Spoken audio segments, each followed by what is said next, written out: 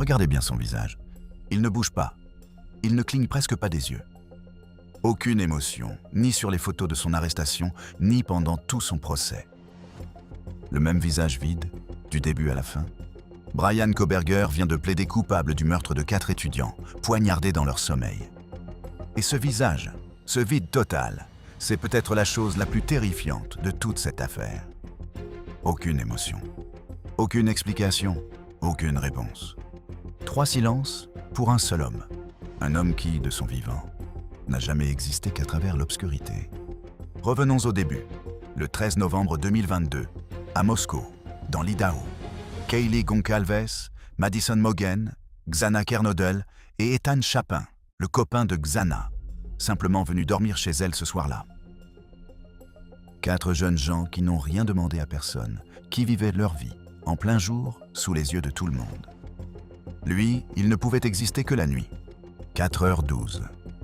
Xana consulte son téléphone une dernière fois. 4h20. Une voiture quitte le quartier en trombe, captée par une caméra de surveillance. 8 minutes. Le temps d'une douche, le matin, avant de partir travailler. Et 4 vies qui basculent pour toujours. 2 autres colocataires, Dylan et Bethany, entendent des cris cette nuit-là. Elles restent enfermées dans leur chambre, terrifiées, la porte fermée à clé. Dylan aperçoit un homme, tout habillé de noir, une cagoule sur le visage. Une ombre, rien d'autre. Parce que c'est tout ce qu'il a jamais su être. Le lendemain, l'ex-petite amie de l'une des victimes se présente sur place pour comprendre ce qui s'est passé.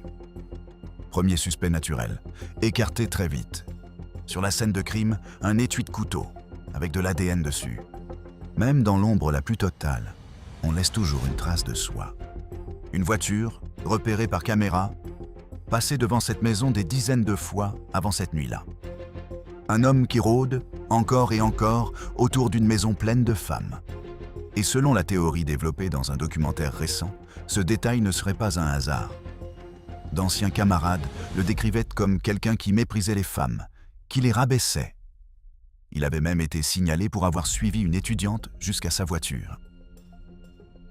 Un homme incapable d'exister à côté d'elle, en plein jour, comme un être humain normal. Alors il choisit la nuit, il choisit le couteau. Il choisit d'éteindre ce qu'il n'a jamais su approcher autrement.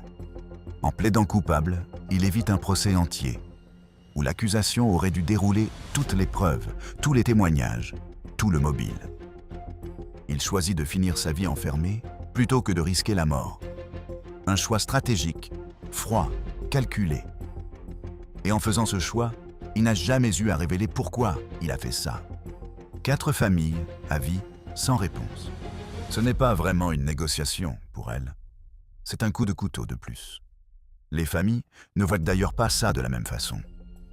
Certaines acceptent cet accord pour s'épargner un procès qui aurait rouvert la plaie. D'autres estiment qu'il devait rendre des comptes entièrement avant qu'on lui épargne quoi que ce soit. Au tribunal, la sœur de Kaylee se lève. Elle lui dit qu'il n'est qu'un loser pathétique, persuadé d'être plus intelligent que tout le monde, que personne ne le trouve important. Un homme qui a fauché 4 vies pour, l'espace d'une nuit, se sentir enfin exister, et qui repart de ce tribunal exactement comme il y est entré. Insignifiant. Elle termine par une phrase qui restera. S'il ne les avait pas attaqués pendant leur sommeil, Kaylee lui aurait mis la raclée de sa vie. Dans le documentaire, le père d'une des victimes est assis sur son canapé, sa femme à ses côtés, face caméra.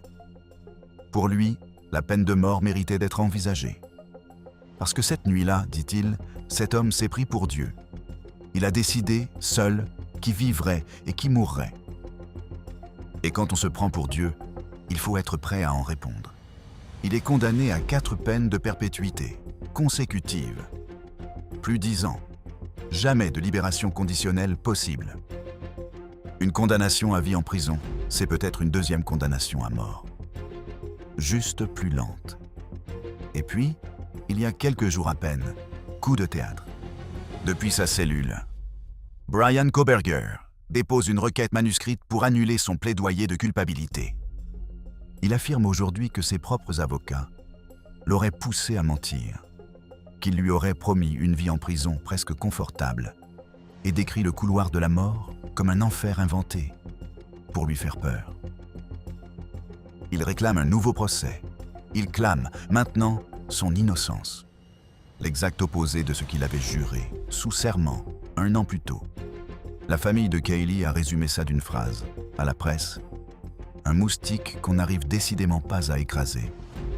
Reste une seule question, et c'est elle qui obsède tout le monde depuis 3 ans, plus que jamais aujourd'hui. Pourquoi eux, dans beaucoup d'affaires de ce genre, on ne connaît jamais vraiment la raison? La haine, l'amour, l'argent. 3 pistes classiques qui expliquent presque tout d'habitude. Ici, rien, toujours rien. Il est peut-être le seul à savoir. Et connaissant le personnage, je ne suis même pas sûr que lui-même le sache vraiment. Dites-moi en commentaire ce que vous en pensez.